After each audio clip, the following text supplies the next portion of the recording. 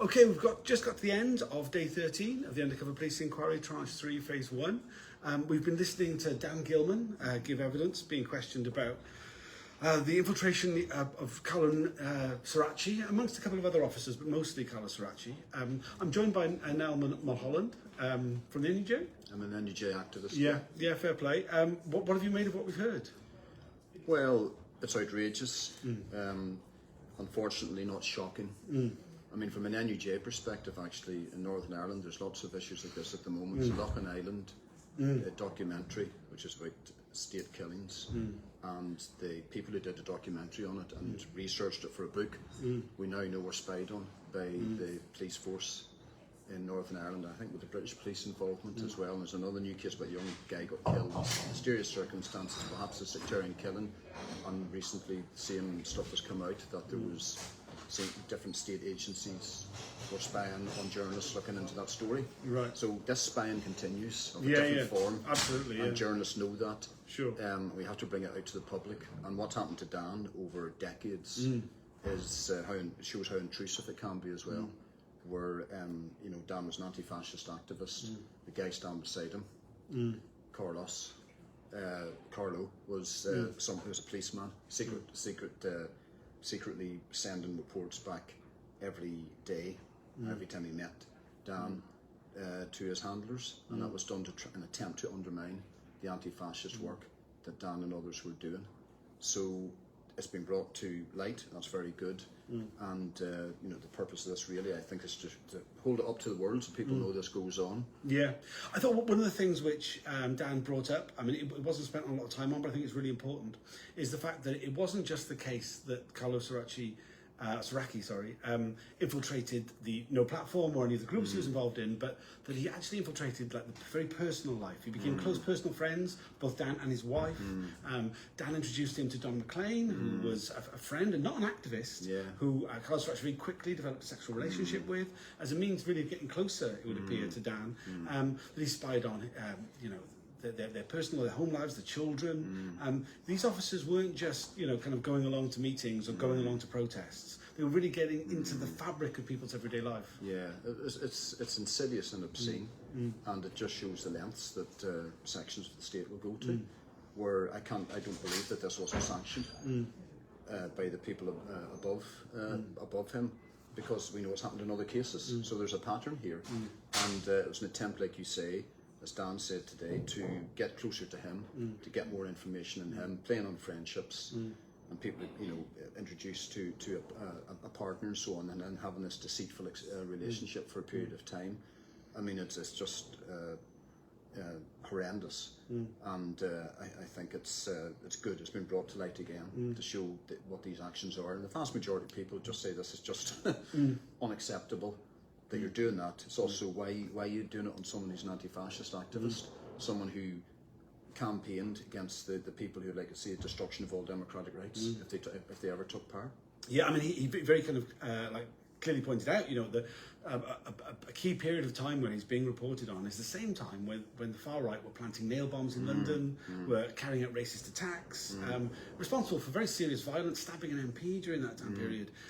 He was going along kind of protecting left-wing meetings, stopping the BNP from attacking, stopping the National Front from attacking a gay pride march in Leicester. But we're seeing from the reports that these are being massively exaggerated. It claims that they're going to disrupt a National Front march in Leicester. It's so out of sync. It's completely out of sync, and it's also complete fabrications to try and fit them up, basically. Because it came out in his testimony today, Dan's testimony, that Carlos attempted to persuade him and others to firebomb a charity shop, which he said was a front for a fascist from an Italian fascist. And his grouping, and as Dan pointed out, he would have no truck with that, because it's not the methods of the anti-fascist movement to go around firebombing buildings. And the fact that Carlos pushed that issue, no one else introduced that question, that he pushed it, that's the actions of an agent provocateur. That's the actions of someone trying to bring the anti-fascist movement into disrepute, to say the least, and get people criminalised, potentially sent to prison, by being the person raising this as a so-called method or an action to take, I mean, I think Dan and others just obviously shut that down and made it clear to Carlos, and they just thought he's a young activist, of course, that we're not going down that road. We're not doing that. This is how we fight. We fight with mass action, with the trade unions, communities, and so on, and we take the fascists on that way, along with issues like homes and jobs for everybody in decent conditions and so on. And I think Dan also made the point in one of the previous testimonies. There was the case of a firebombing of the animal rights activists. Yeah, I think we're really good with that. I mean, he pointed out that Bob Lambert was now Carlo's boss, running the unit. When Bob Lambert was in the field, he set up his own cell of the Animal Liberation Front and convinced three other activists to join with him in planting incendiary devices into branches of Debenhams. Ended up causing millions of pounds worth of damage. Also springboarded Bob Lambert's career, because he could claim that he had exposed this unit. Two men went to prison for a long period of time. He ends up with an MBE. I mean, maybe Carlo was thinking, oh, maybe this could be me, you know. And we see it with so many that we heard from James Thompson earlier this week, who fabricated this gunpowder plot, getting a firearm from Marseille, something which L3, that the person he attempted to fit up, never knew anything about, and was said, look, this nearly ruined his life. This nearly sent him to prison. He never even knew about it. And we're really seeing this pattern of these undercover cops going into groups, finding there's no real criminality there, having to exaggerate what does happen, and then when that's not enough, inventing these plots, these violent plots, involving bombs and guns, in order to justify their deployments. Yeah, I mean, by their own lights, they're breaking the law. They're inciting people to carry out criminal acts. There's been no prosecutions against them for doing this, or the higher-ups within the police. Will there be at the end of this? Whenever, let's see what the results come out of this inquiry. If it's established that these actions did take place, there was provocations to try and convince people to carry out criminal acts that could have led to the loss of life or serious injury, well, anybody else would be facing prosecutions for that. Let's see what happens in this case. I mean, I know from growing up in Northern Ireland, this was rife within the paramilitary organisations, with the police and the state. It's come out more and more inquiries that they're involved in these organisations for their own ends, and very often people died, were killed. So-called informers were killed, but that was to protect the police officers. Or outrages were carried out as part of the state role in what they wanted to take place in a particular period. It hasn't gone to the extremes here, but they were heading towards it. If they're going to firebomb charity shops, as Dan pointed out today, well, there's residents lived there. He knew people lived there. They could have been injured. These are residential streets, so it's horrendous what they're proposing. Like you say, they couldn't get anything else on these organisations and activists because they weren't breaking the law. They were democratically run collective groups, so they had to fabricate things. When that didn't work, then they had to try and put forward proposals to break the law and to carry out criminal acts, which then could be used against these organisations. Those are extremely serious charges against the Met Police and the SDS. And let's see what happens when there's the conclusions in this inquiry are there. Let's see what happens. Will the state go further and take action against these people? I mean, I think it needs to happen. There's so many unanswered questions that this inquiry has thrown up. He did say, I mean, this is just a tip of the iceberg. What we've seen with the SDS, that there are so many other units, so many other branches of the state that are looking into people's lives. One of those that we saw today was about the blacklist, and the document from the Consulting Association that held on Dan, even though he wasn't a construction worker, he's a teacher, he was still on the construction blacklist, and it was pointed out that of the 10 or so entries that was entries over a 10-year period on him, that all but one of them appeared to come from uniform police that's been passed on from the police to a private organisation. But one of them appears to come from somewhere else. Now, it's our contention that this probably came from the SDS, but as Dan says, it could have come from the Red Desk. It could have come from MI5. But that there's this flow of information that's happening from the secret police to private corporations who are blacklisting workers and destroying lives. Yeah, there's a crossover there. There's been direct links for years. It's ruined many people's livelihood in the building industry and other jobs. And Dan made the point today that when he became a teacher and applied for jobs, he couldn't get any jobs in his own borough. Every single school said no for some, either disclosed or undisclosed reasons. It didn't make sense to him. Then as soon as he applied for a job outside the borough, he was able to get one. So there was a blacklisting against him. As you say, he never worked in the building industry. He was caught up in that. But then, even as a teacher, that was extended. So what information was being given to school authorities? That they were not providing him with jobs or making reasons or excuses not to give them a job. So how far did it go amongst employers? The schools are state employees, so that's going to the public sector authorities, that information to blacklist them. That's what it seems on the surface. So there's questions there to be looked at and answered amongst those authorities. Local councils, what was the local council doing? It runs the schools in the boroughs. So what role, if any, did they play in this blacklisting? So I think, as you said, this is just the tip of the iceberg. And the more that the inquiry goes on, you see the crossover going on here between different elements of the state and different agencies and public sector agencies by the looks of it. And that needs to come out and be unearthed. And people do have to be held accountable. Yeah, I mean, there's just so much more to look at. I remember before this inquiry started, I remember we had a conference, we had some visitors over, and we had someone from the Pat Finucane Centre saying, look, the best thing you'll get out of this inquiry is another inquiry, and the best thing out of that inquiry is another inquiry, and then you might start getting some answers.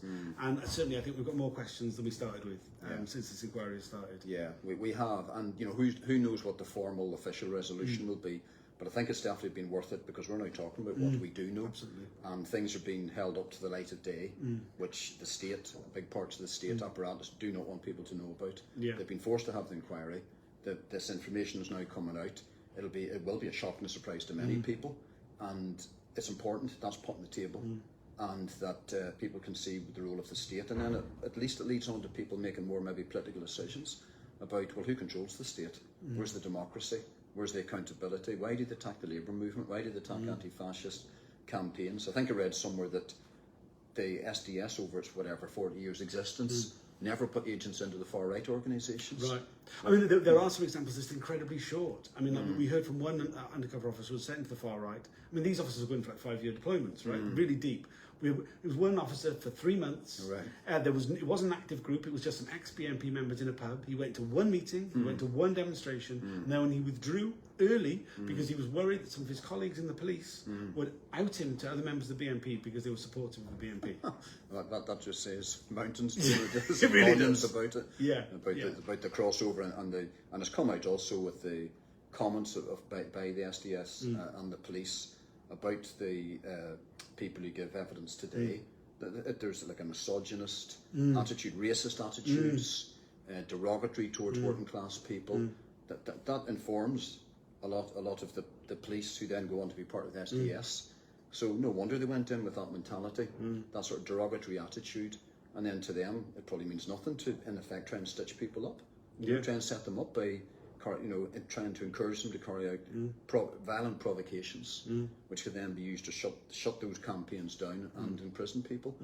Again, this to seasoned activists isn't maybe shocking, but a lot of people it is. But a lot of people still have some sort of trust in the state and the police and the role they can play. And this puts on the table again, well, who controls? Where's the democracy? Where's the accountability? Where does the community really have control of what the police are doing? Why are they doing industrial espionage, political espionage work? If they want to be a real police force that they think people can trust, well, deal with things on the street that people need sorted out and be democratically controlled, be controlled by the community. But we're a long way from that. But at least this inquiry and the testimonies today are really important. That they're widely known, and people can hopefully read the transcript and hear what we heard today, which is quite damning about the role of the state. Incredibly damning. The inquiry continues. Is there anything else you'd like to say about today's hearing? So the first one I've been able to get to. Yeah. I mean, I've followed it for years. I mean, I've been a campaigner and activist and a socialist activist in the north of Ireland and in London for years. I'm an active trade unionist as well. I'm a housing campaigner. So you come across a lot of activists and campaigners, and I know both the people who testified today. And these are good activists. Well-intentioned people who weren't doing it for a career, weren't doing it for money. They're doing it for good, progressive left politics and try and improve society and improve people's lives, and particularly see off the threat of the far right. And this is very important that comes out, that they were being undermined the whole time by the state, an attempt to shut down those campaigns and to divert them away from the important campaigning work they were doing. And that's important, that's brought out to a wider audience. And I think this, as the inquiry goes on, we'll see more of this coming out, and it's very important that it's put in front of people. Yeah, absolutely. I think both witnesses today did a really good job of making the points that need to be made. It kind of finished off with Dan giving like a pre-prepared statement, which I thought was very powerful. There was a round of applause in the public gallery. That doesn't normally happen, which kind of really kind of brought home what it's actually all about. Why it was important to take anti-fascist action. I thought it was incredibly powerful. We're back again on Monday. Hannah Sell will be the witness that day. Will you be coming back? Hopefully on Monday, I know 2 or 3 people who are giving evidence next week, so I'd like to hopefully come along to some of those. Yeah, it's a really busy week next week. It's David Aolande on Tuesday, then we've got Suresh Grover on Wednesday, and then Baroness Doreen Lawrence on Thursday. So I think there'll be a lot more interest in particularly her evidence, hopefully wider. As ever, the interest in the inquiry by the mass media is somewhat limited, but hopefully that will shine more of a light on proceedings. It should do, and then get more of an audience, and hopefully they can look at some of these other interviews as well that took place. Yeah. Well, thanks for joining us. I'll be back again on Monday with more reports. I'll be doing Twitter Spaces probably tomorrow now because that's the end of the week for hearings. But thanks for joining, and now see you all soon. Cheers.